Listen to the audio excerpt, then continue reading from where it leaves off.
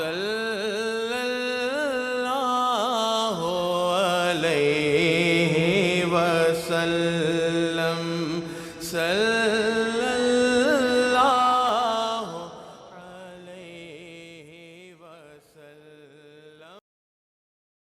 آج کا سبق ہے ماضی بعید کا بیان۔ ماضی بعید کی تعریف۔ ماضی بعید وہ فعل ہے جس سے دور کے گزرے ہوئے زمانہ میں کسی کام کا ہونا سمجھا جائے، یعنی جس طرح ماضی قریب میں یہ تھا کہ وہ یہ اشارہ کرتا ہے کہ اس کام کو ہوئے تھوڑا زمانہ گزرا ہے، زیادہ نہیں گزرا، اسی طرح ماضی بعید یہ اشارہ کرتا ہے کہ اس کام کو ہوئے زیادہ وقت گزر چکا ہے، اس کو ماضی بعید کہتے ہیں۔ ماضی بعید بنانے کا طریقہ، اس کو ماضی مطلق سے بنائیں گے۔ ماضی مطلق کا پہلا صیغہ خرد لے لیں گے اور اس کے آخر میں ہا بود لگا دیں گے۔ ماضی قریب بنانے کے لیے ہم نے ماضی مطلق کے آخر میں ہا است لگایا تھا، ماضی بعید بنانے کے لیے ماضی مطلق کے آخر میں ہا بود لگائیں گے۔ ہا بود لگانے سے جو مجموعہ بنے گا اس کو ماضی بعید کہتے ہیں۔ خرد ماضی مطلق تھا اور خردہ بود یہ ماضی بعید بن گیا۔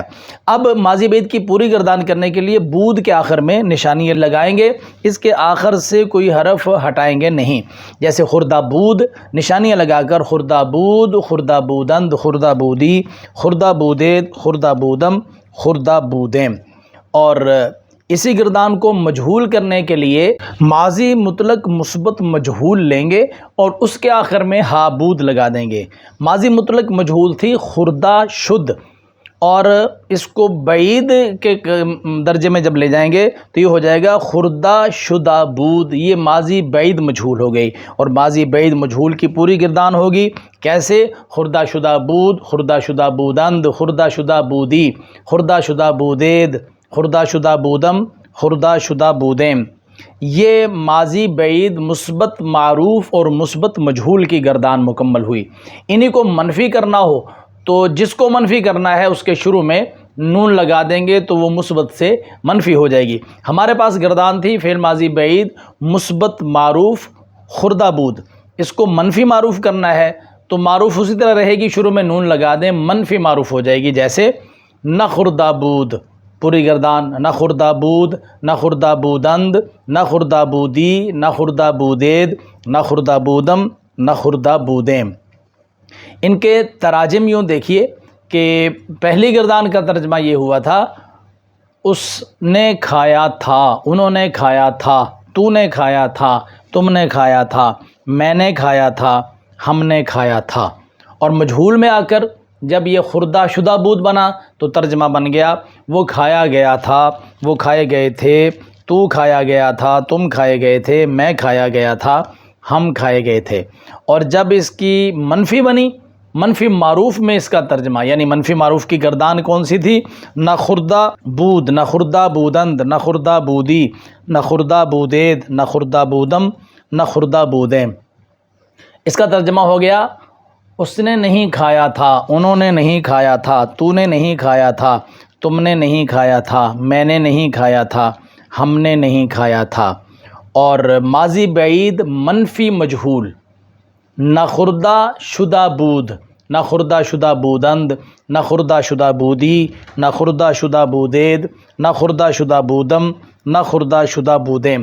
جب یہ منفی مجہول ہو گئی تو منفی مجہول کا ترجمہ بھی منفی مجہول والا ہوگا، اور وہ ہوگا وہ نہیں کھایا گیا تھا، وہ نہیں کھائے گئے تھے، تو نہیں کھایا گیا تھا، تم نہیں کھائے گئے تھے، میں نہیں کھایا گیا تھا، ہم نہیں کھائے گئے تھے۔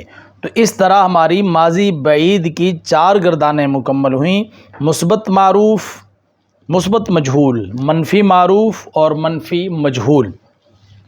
ان گردانوں کے بعد اب حسب معمول آپ 6 مصادر یاد کریں گے مضارع اور معانی سمیت۔ اندوختن جمع کرنا اندوزد مضارع، پرسیدن پوچھنا پرسد مضارع، خندیدن ہنسنا خندد مضارع، درخشیدن چمکنا درخشد مضارع، سپردن سونپنا سپارد مضارع، فہمیدن سمجھنا فہمد مضارع۔